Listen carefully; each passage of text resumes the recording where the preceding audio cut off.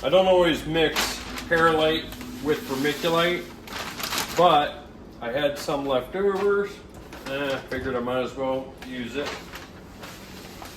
Doesn't really matter all that much. Let's see what we can do here. I think I'm gonna do 400 grams. See how that goes. Just a smidge.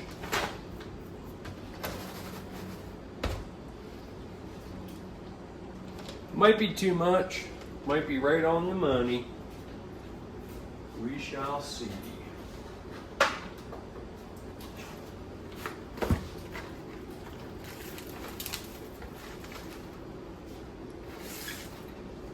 $400.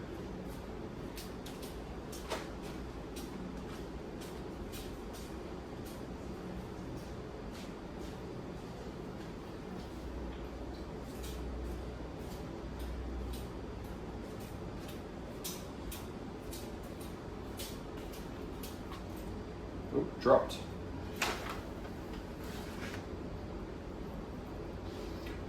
400 grams. Zero that out. By the way, I like to use warm water just to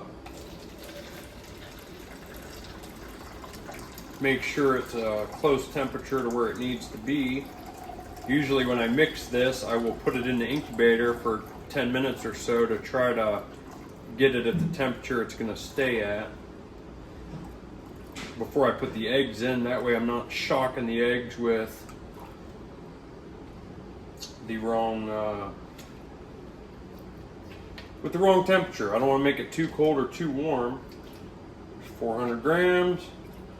I always add an extra gram or two of water just in case any of it stays on my hands. Seems to work good for me. And remember, when you mix vermiculite, it's 1-to-1 ratio by weight.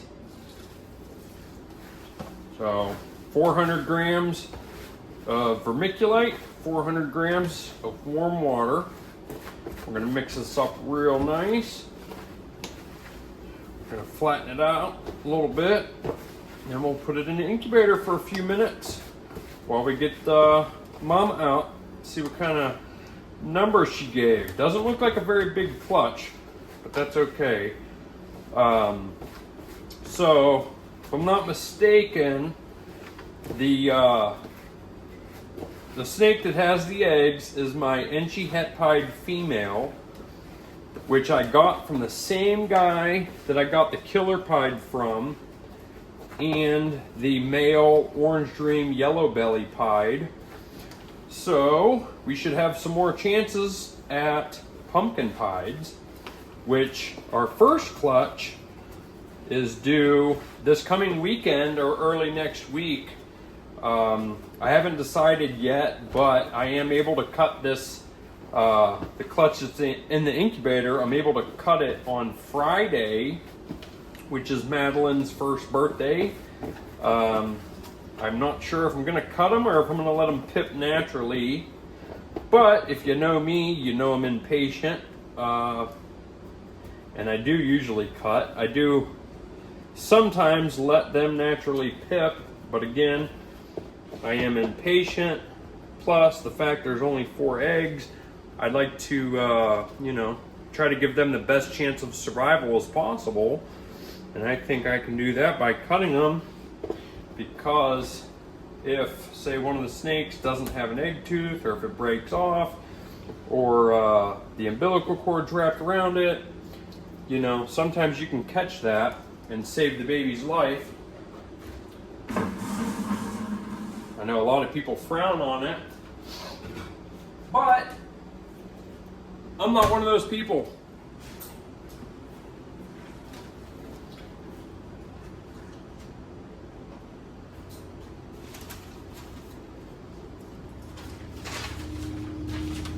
Here we have it. Clutch 3 of the year. There's Mama. Hi, Mama. You gonna be nice? You gonna be nice? You're all right. Come on.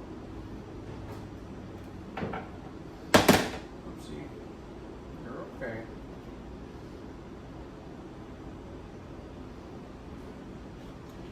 Five pearlies.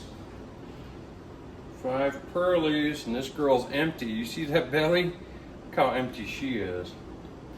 You did good. You did good, Mama.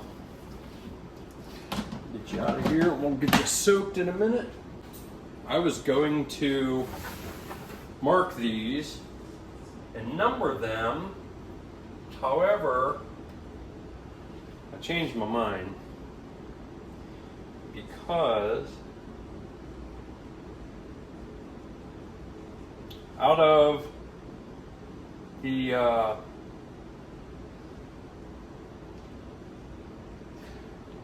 the first pied clutch, the one that's due to hatch this coming weekend, that one also had only 5 eggs, and somebody won one of those eggs, and I can't remember why. I'm going to go ahead and leave these two together. I don't want to rip the egg. But anyway, you get a good view of these pretty things. So, pumpkin pied is a snake I've been wanting to create for at least 3 years, maybe 4. And this year is the first time we're actually going to have that chance. Now, we got 5 eggs from the killer pied. However, one of those eggs did not make it. Also, one of those eggs is given away. So we only have 4 eggs. Now we have 9 eggs. That could be pumpkin pies. And I don't want to give them all away, or really I don't want to give any more away until I know what's in there, because I would hate to only hatch one pumpkin pied and it be given away, because, you know what I mean? So it has been a goal and a dream of mine for a few years now, and I don't want to take a chance of giving it away. So we shall see when we hatch out this clutch next week or this coming weekend. The winner of the snake will get to choose theirs once they're eaten and stuff. And then we'll see what's in store for this clutch, and hopefully all 5 of these make it. But, you know, there's no guarantees when it comes to animals having babies and eggs hatching. I mean, a lot can happen over the course of the next 2 months. So I don't want to take a chance and do a drawing and end up giving away my dream snake that I've been working to produce for 3 or 4 years now. You know what I'm saying? But we shall see. The fact that Friday is Madeline's first birthday and my birthday is only 5 days later, I do believe we're going to have a really nice special on some snake sales next week. Or at least during the course of between the 26th and the 31st. But let's go ahead and take a peek at these pied eggs from the killer pied. You're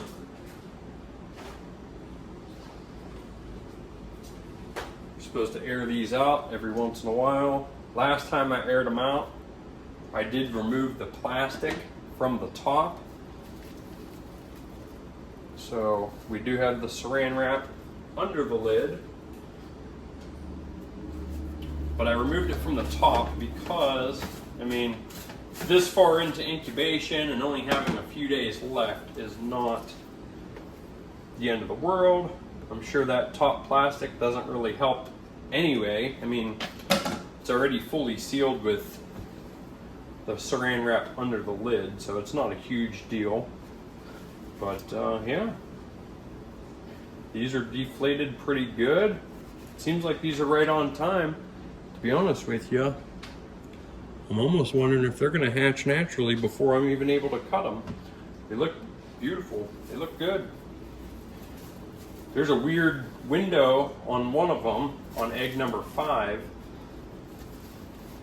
It actually looks worse than a window because it's black.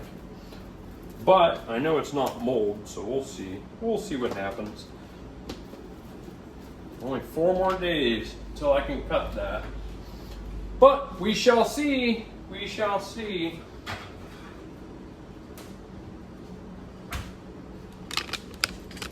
Thanks for tuning in. I'll see you next time.